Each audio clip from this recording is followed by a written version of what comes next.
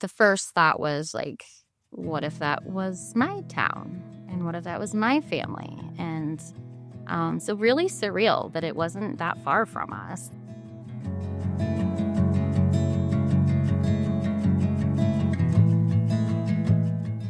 My name's Katie Soden, and I am the Safe Kids Coordinator at Blank Children's Hospital. My name's Riley Mayer. I'm the State Child Passenger Safety Coordinator, and I work at Blank Children's Hospital with the Governor's Traffic and Safety Bureau. My name is Jessica LaCroix. I'm an Injury Prevention Coordinator at Blank Children's Hospital. I was actually teaching a child passenger safety course in Iowa City when the tornado had hit in Adair County.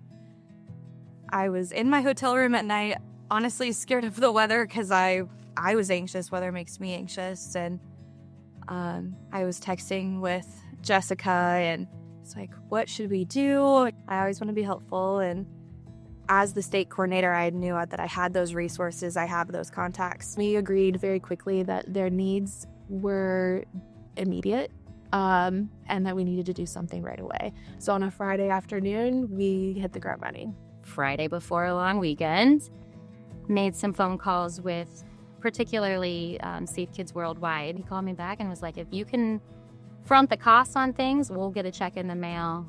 Thanks to our friends at State Farm, actually had some funds for us to utilize. So called other car seat manufacturers as well. Evenflow stepped up and donated some seats. And then, of course, we can't forget our friends at the Hannah Geneser Foundation. They were like, do what you got to do and let us know what we can pay. And they funded every single pack and play that went to Greenfield that day, which was 47 pack and plays. So that was 47 little ones that had a safe place to sleep. Some of our family members and the rest of our team took to retail stores. We almost broke up into different groups. So while we had one person on the phone seeking donations to be able to pay for these car seats, other people were out shopping at the local retail stores. We worked really well as a team. It was a daunting task because we didn't have any policy for what happens in a disaster.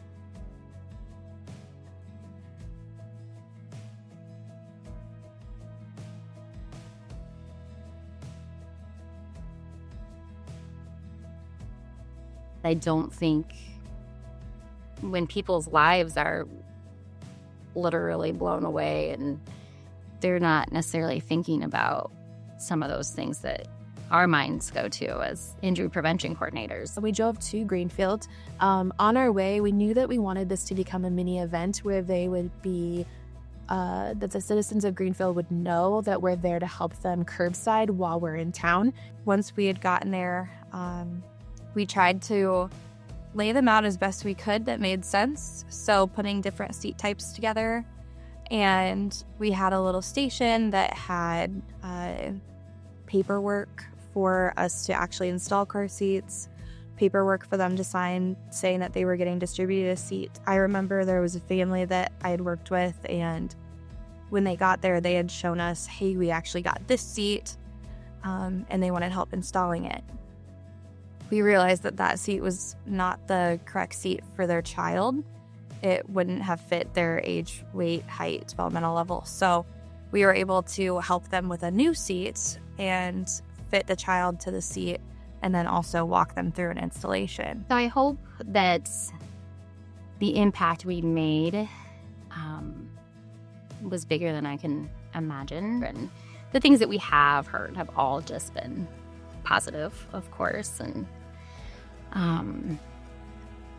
I think it goes beyond the 47 kids that had a safe place to sleep or the 30-some kids that had now a safe car seat. That night, I just kind of sat and reflected on the homes that were only structures of homes, the cars that didn't look like cars. I had only seen that in movies, and to drive through was really hard. Usually when things like that happen, I'll post it on my Instagram story and help spread awareness. But that time I got to go and I got to be a part of the help. And that to me was amazing. It's really amazing to be recognized for it, but it's also something that I would have wanted someone to do for myself if I was in that position.